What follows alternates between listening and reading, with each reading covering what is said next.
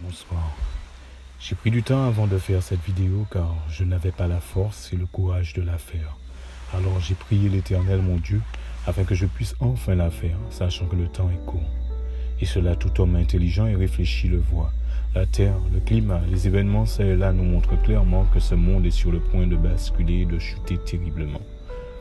Alors on commence à se poser des questions.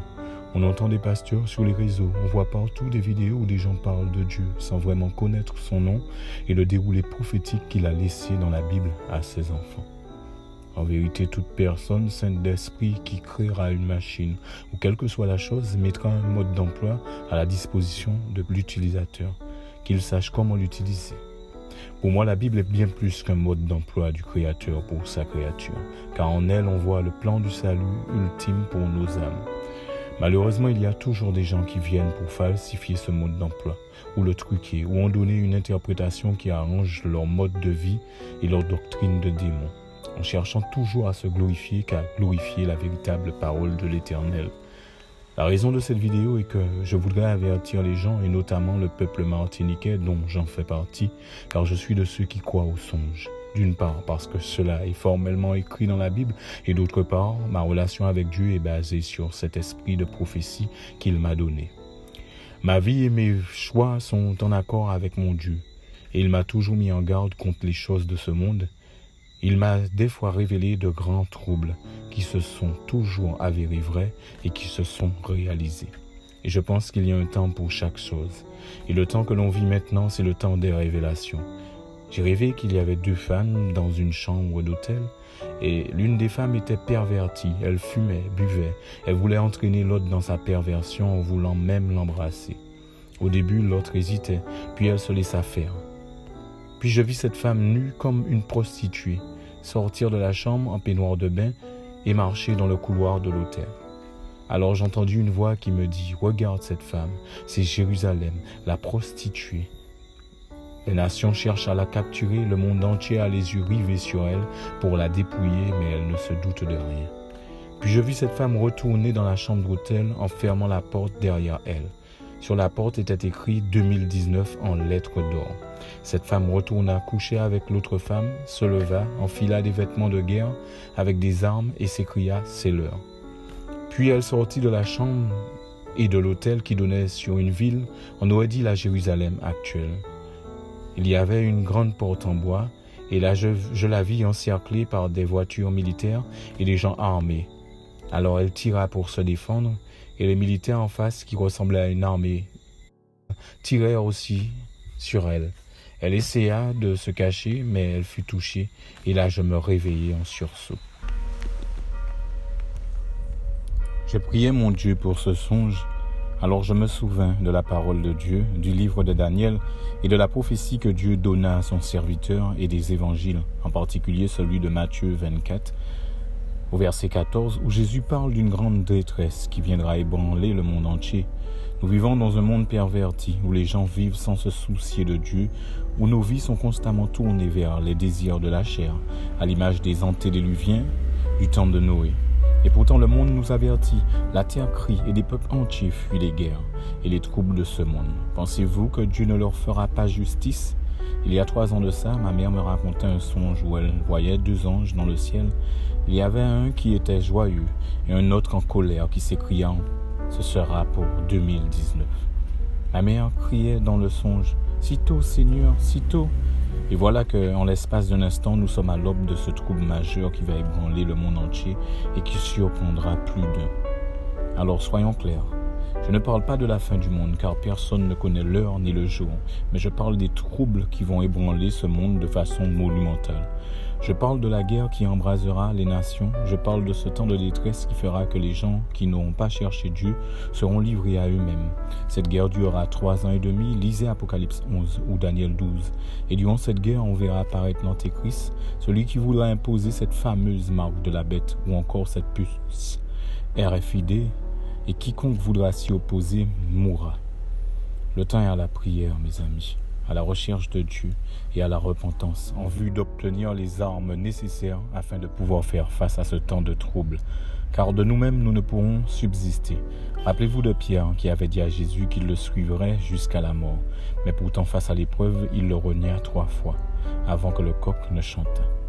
J'ai rêvé il y a 2 mois de cela, que le 23 septembre de cette année, que la terre avait tremblé en Martinique et que beaucoup de monde avait péri et qu'il avait eu une cellule psychologique afin d'entendre les familles effondrées et qu'on me donnait un micro et que je voulais parler de Dieu, lui rendre témoignage, mais je ne pus le faire car j'avais peur de la réaction des gens. En vérité, Jésus dit que celui qui aura honte de moi, j'aurai honte de lui devant mon Père et devant les anges qui sont dans les cieux. Je ne suis pas le seul à avoir rêvé de tremblements de terre. Vous savez, j'entends les gens qui se moquent de tout, même quand une catastrophe est annoncée, qui rient lorsqu'un prophète parle et dit la parole de Dieu. À ces gens, je dis ceci: riez maintenant car demain vous pleurez.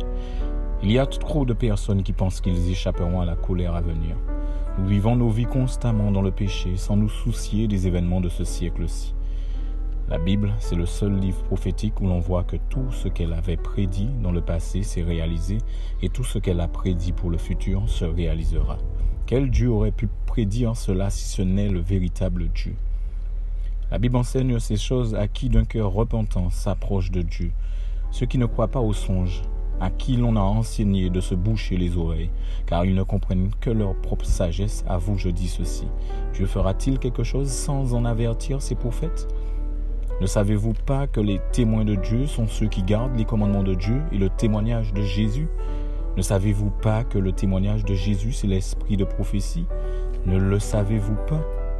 Ce que le Seigneur a dit se réalise. Je répandrai mon esprit sur toute chair. Vos fils et vos filles prophétiseront, vos vieillards auront des songes, même vos servantes. C'est pour cela qu'il y a tant de monde qui raconte maintenant des rêves, mais malheureusement n'en comprennent pas le sens, et parfois même ils pensent que cela vient de Dieu. Un véritable songe doit être en accord avec la parole de Dieu et sa loi. Je ne suis pas là pour raconter du n'importe quoi en vue de faire du buzz ou quoi que ce soit.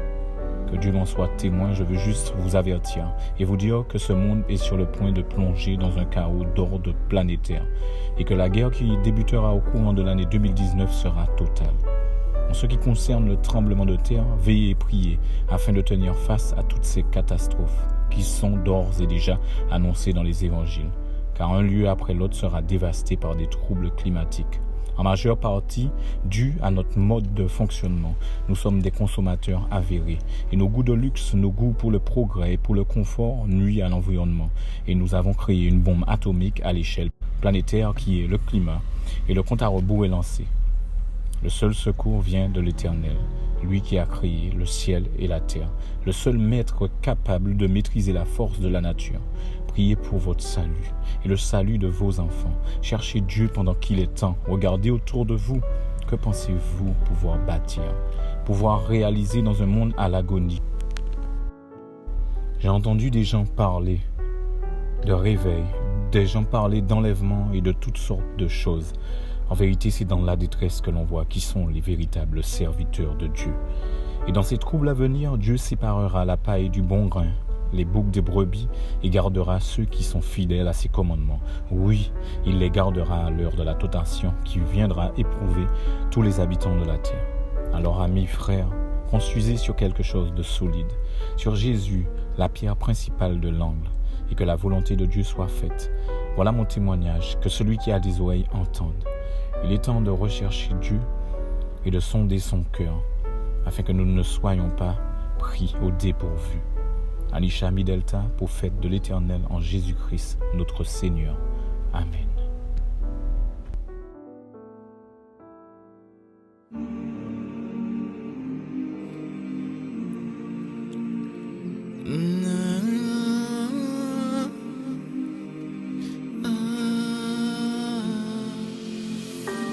Donne-moi les clés du royaume, donne-moi les clés du royaume.